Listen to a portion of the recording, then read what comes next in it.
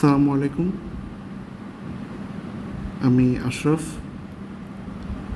আজকের ভিডিওতে আপনাদেরকে স্বাগতম জানাচ্ছি। আমার পরিচয় ডেসক্রিপশন বক্সে দেওয়া থাকবে। আর আমি যে কয়টি টপিকের উপর রেগুলার ভিডিও বানাচ্ছি তার মধ্যে একটা হচ্ছে সার্টিফিকেট লেভেলের অ্যাসিওরেন্স, এবং সেটার ফুল বই ইনশাল্লাহ কভার করা হবে। আজকে হচ্ছে চ্যাপ্টার 1-এর 5ম লেকচার। এর আগের লেকচারগুলো আমার চ্যানেলে আছে, আপনারা খুঁজে নেবেন। তো আমরা এর আগের লেকচারে আমরা এক্সপেকটেশন গ্যাপ পর্যন্ত পড়ছিলাম।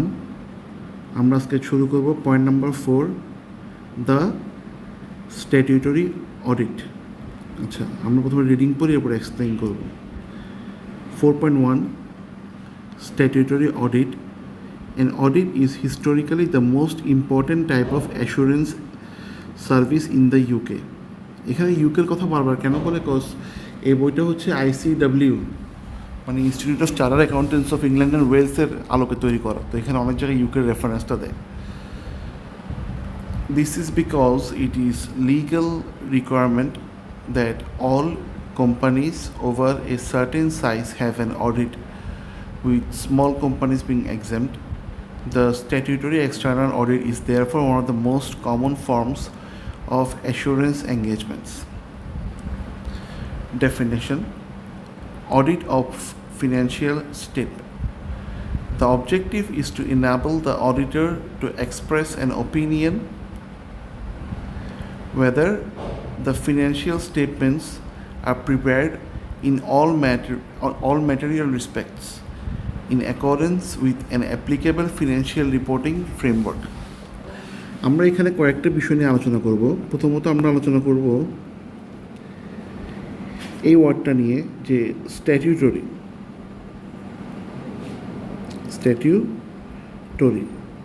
এই ওয়ার্ডটার মানে কি? এই ওয়ার্ডটার মানে হচ্ছে যে ম্যান্ডেটরি, মানে যেটা করতে হবে, যেটা আইনগতভাবে বাধ্যবাধকতা রয়েছে যে জিনিসটা করার জন্য, সেটাকে বলা হয় স্ট্যাটিউটরি অডিট। স্ট্যাটিউটরি অডিট কিন্তু অনেক ধরনের হতে পারে।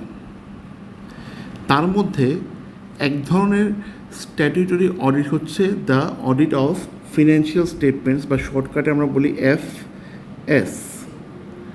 ফিনান্সিয়াল স্টেটমেন্টস মানে কি? আমরা জানি ফিনান্সিয়াল স্টেটমেন্ট মানে হচ্ছে income statement, balance sheet and changes of equity statement of changes of equity. তো এগুলো আমি আগের ক্লাসেও বলছি যে অডিটরে এসে একটা কোম্পানির এই স্টেটমেন্টগুলো, যে ডাটাগুলো আছে, ধরেন ইনকাম স্টেটমেন্টের ক্ষেত্রে সেলস বা এক্সপেন্সেস, ব্যালেন্স শিটের ক্ষেত্রে অ্যাসেট এবং লাইবিলিটিস, ওগুলো কতটুকু অথেন্টিক, মানে যে ডাটাগুলো প্রেজেন্ট করা হয়েছে এগুলো কি সঠিক কিনা সেটা যাচাই বাছাই করে দেখেন। এটাকে বলা হয় অডিট, এবং এই অডিটটা কিন্তু আইনগতভাবে ম্যান্ডেটরি।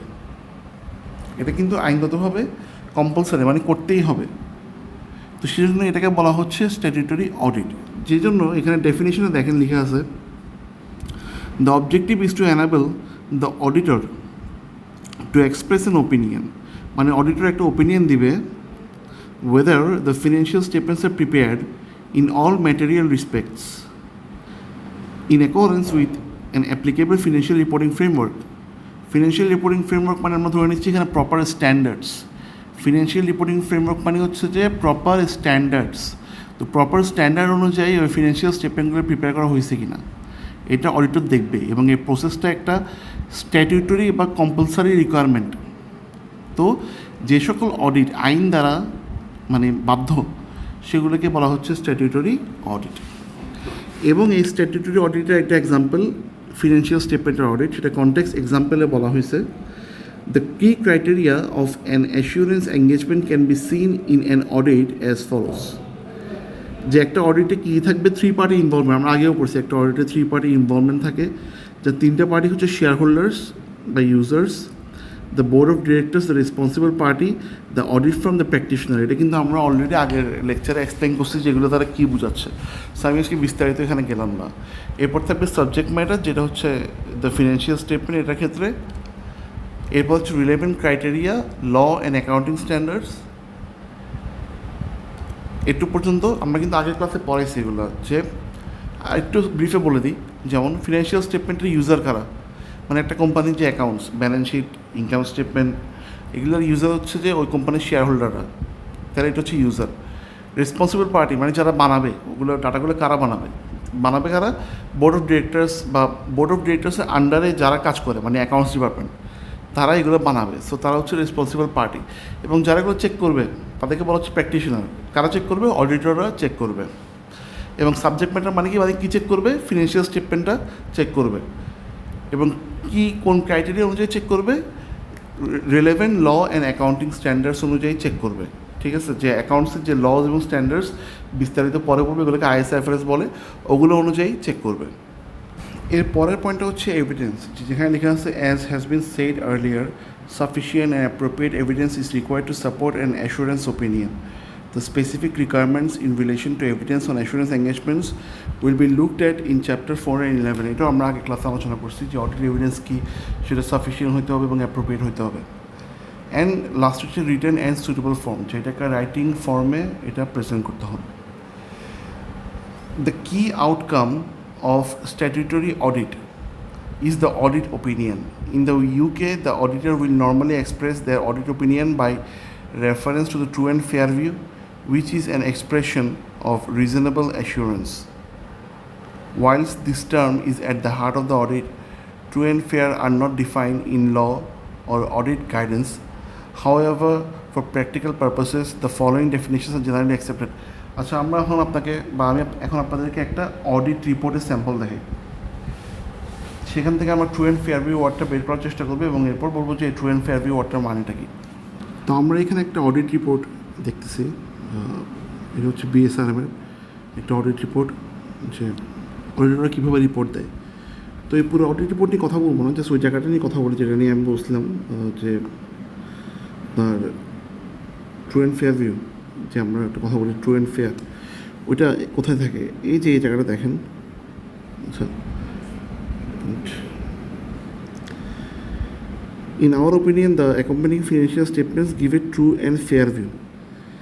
এই অডিটররা কিন্তু এভাবে তাদের ওপিনিয়নটা দেয় যে মানে ফিনান্সিয়াল স্টেটমেন্টসগুলো কি ট্রু অ্যান্ড ফেয়ার ভিউ দিচ্ছে নাকি দিচ্ছে না।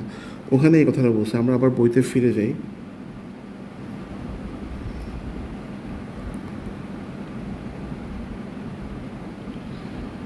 যেন বইতে যেখানে ছিলাম, যে ট্রু অ্যান্ড ফেয়ার ভিউ নিয়ে আমরা কথা বলতেছি এখানে, ট্রু অ্যান্ড ফেয়ার ভিউ। তো এই যে ট্রু অ্যান্ড ফেয়ার ভিউ মানে কি, আমরা একটু পড়ি। ট্রু, এই যে definitions, true, the information is factual and conforms with reality, not false. True মানে সত্য, যে ইনফরমেশনটা সত্য সেটাই ট্রু, এবং এটা কনফর্মস উইথ রিয়েলিটি মানে বাস্তবতার সঙ্গে সামঞ্জস্যপূর্ণ, এবং এটি মিথ্যা নয়, not false. In addition the information confirms with required standards and law, এবং এটি অ্যাকাউন্টিংয়ের যে স্ট্যান্ডার্ড এবং আইনগুলো আছে সেটির সঙ্গে সামঞ্জস্যপূর্ণ। The accounts have been correctly extracted from the books and records. এটি দ্বারা প্রমাণিত হয় যে ফিনান্সিয়াল স্টেটমেন্টস বা অ্যাকাউন্টস আছে, মানে balance sheet, income statement, changes of equity statement, সেগুলো যে বুকস মানে রেকর্ডস বা জার্নাল অথবা লেজার থেকে প্রপারলি আনা হয়েছে। এবার আসেন ফেয়ার, এটা নিয়ে একটু কথা বলি যে ফেয়ার এই ওয়ার্ডটার মানে কি। আমরা এখানে কথা বলতেছি কোন ওয়ার্ডটা নিয়ে? আমরা কথা বলতেছি ফেয়ার। দেখেন এখানে কিন্তু চাইলে মানে ট্রু এর সঙ্গে কিন্তু চেত যে যদি বলতে পারতো যে correct, true and correct view বলতে পারতো, তাই না? কিন্তু কারেক্ট কি বলতেছে? কারেক্ট বলতেছে না, ফেয়ার বলতেছে। ফেয়ার মানে কি এবং কারেক্ট কেন বলতেছে না? আগে বলি যে কারেক্ট মানে কি এবং কারেক্ট কেন বলতেছে না। কারেক্ট মানে হচ্ছে যেটা 100% রাইট, যেখানে কোনো ডাউটে নেই, সেটাকে বলা হয় কারেক্ট। এবং আমরা আগে পড়ে আসছি যে অ্যাসুরেন্স কখনো অ্যাবসলিউট ওপিনিয়ন দিবে না আপনাকে, মানে 100% রেট এটা কখনো বলবে না, কজ অ্যাকাউন্টিংয়ে অনেক অ্যাজাম্পশন আছে। যেমন ডিপ্রিসিয়েশন রেট আমরা যদি ধরে রাখি 5%, 10%, এগুলোকে মানে 100% অ্যাকুরেট কেউ গ্যারান্টি দিতে পারবে? এরকম অনেক অ্যাজাম্পশন কিন্তু অ্যাকাউন্টিংয়ে আছে। তো অ্যাকাউন্টিংয়ের ক্ষেত্রে কেউ কিন্তু কোনোটাকে 100% রাইট বলতে পারবে না, এই জন্যই আমরা কারেক্টটা বলতে পারতেছি না। আমরা কি বলি? আমরা বলি ফেয়ার বলি, যে ট্রু অ্যান্ড ফেয়ার ভিউ দিচ্ছে কি না। তো ফেয়ারটা বলি, ফেয়ারটার মানে কি হয় একটু পড়ি। Fair, information is free from discrimination and bias মানে এই ইনফরমেশনটা কোনো ধরনের পক্ষপাতিত্বমূলক নয়, যেটা ফিনান্সিয়াল স্টেটমেন্টটা আছে। In compliance with expected standards and rules, সেটা ট্রুতেও আছে, এবং এখানেও আছে যে অ্যাকাউন্টিংয়ের যে এক্সপেক্টেড স্ট্যান্ডার্ড এবং রুলস আছে সেটার সঙ্গে সামঞ্জস্যপূর্ণ। The account should reflect the commercial substance, এই ওয়ার্ডটা দেখেন, commercial substance of the companies underlying transactions. ওয়ার্ডটা কি? ওয়ার্ডটা হচ্ছে commercial substance of the companies underlying transactions. Commercial substance মানে কি? মানে 100% রাইট এটা নাও হতে পারে, কিন্তু কোম্পানির যে ব্যবসায়িক অবস্থা সেটা প্রতিফলিত হচ্ছে প্রপারলি ওই অ্যাকাউন্টসে, হচ্ছে কি না সেটা অডিটর ওপিনিয়ন দিবে, হলে বলবো যে হ্যাঁ ট্রু অ্যান্ড ফেয়ার হচ্ছে।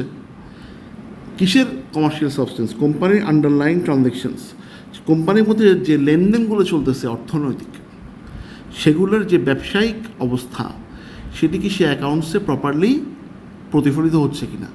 যদি হয় তখন অডিটর বলবে কি হ্যাঁ ট্রু অ্যান্ড ফেয়ার ভিউ দিচ্ছে এই ফিনান্সিয়াল স্টেটমেন্টগুলো, না হলে বলবে যে ট্রু অ্যান্ড ফেয়ার ভিউ দিচ্ছে না বা শিওর না। তো আজকের লেকচার একটু, যদি লেকচারটা ভালো লাগে তাহলে শেয়ার করে দিবেন এবং আমার চ্যানেলগুলো সাবস্ক্রাইব এবং ফলো করার অনুরোধ রইল। ধন্যবাদ। আসসালামু আলাইকুম।